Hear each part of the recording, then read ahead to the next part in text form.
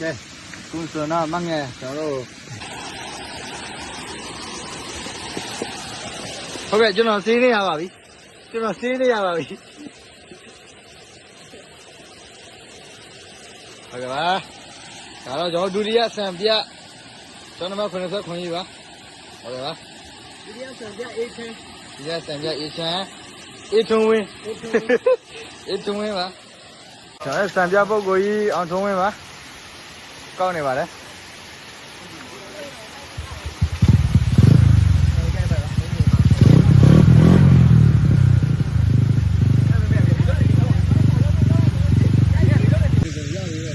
นั่นตัวปากกาอะไรเนี่ยทำไม่ออกเลย